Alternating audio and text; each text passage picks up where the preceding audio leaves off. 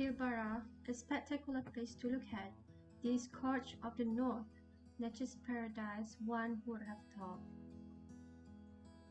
Banjima Aboriginal community, whose history, memory, and identity are closely tied to material and landscape of Wittenoom. To Banjima people, all Banjima country is important and comprises a range of valued cultural elements that has connection to their culture. All these things have great cultural and spiritual importance over 100 years of their generations. Sadly, their home, their traditional land has contaminated and destroyed from industrialization caused by heavy asbestos mining. They are transferred to the problematic city, become homeless, lives in reserve area that does not suit with their cultural lifestyle up until now, from tableland lifestyle to the city. They also lost of their cultural identity, with that new generation lost touch of their original culture. The deadly environmental pollution affects surrounding area and their people, resulting in decreasing Aboriginal population over the years.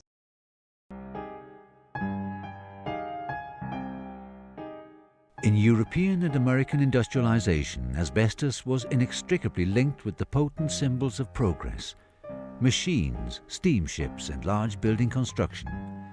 The abandoned asbestos tailing is the cause of this whole landscape destruction, and the contamination has been spreading across the Wittenoom Gorge up to the Fortas Marsh, where Banjima holds significant cultural importance to its health and condition.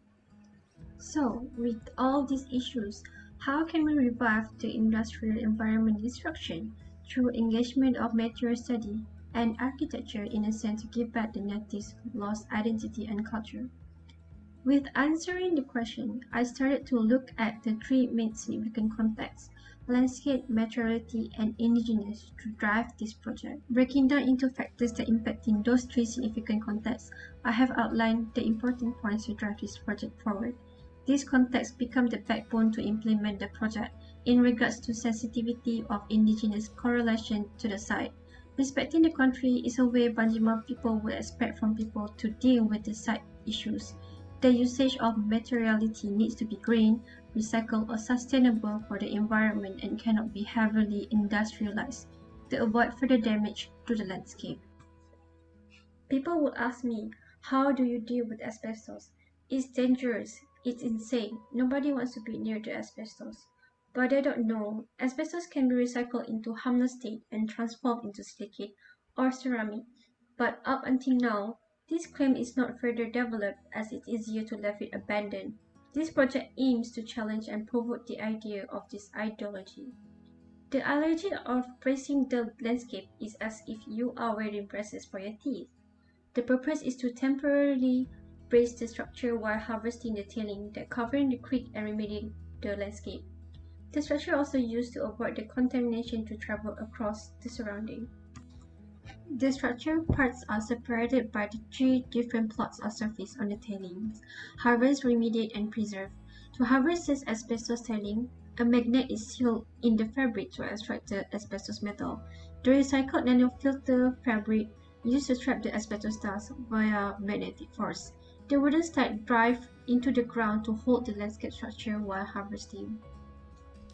After it's been harvested, the contamination is sent to on-site recycling facility to be washed and filtered.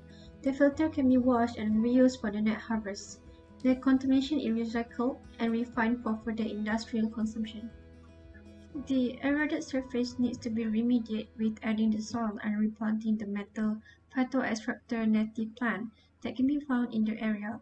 The method would hold the soil structure and decontaminate the eroded soil. To prevent the tailing to invade and contaminate the neighboring soil, the barrier is installed to separate and hold the tailing from invading. Red wrap method is installed to hold the tailing from spreading and traveling across to contaminate the area. Asbestos specialists or trained workers will operate the harvest work. This opens the opportunity for the Banjima people to learn and contribute to retrieving the land. Opening this opportunity to their people will bring less competition to the outsiders. The harvest work will run until the contamination is over, and the same area will be vegetated afterwards with method as the native plant to decontaminate the soil and strengthen landscape surface. Maintenance work is done to ensure the soil are stable and to prevent the invasion by invasive species. After the surface has successfully decontaminated and remediated, the lightweight structure will be removed for recycle and reutilization. The permanent stakes are left driven in the ground to strengthen the landscape. Over the years, the land can be inhabited again by Banjima people. That's it for this semester. Thank you.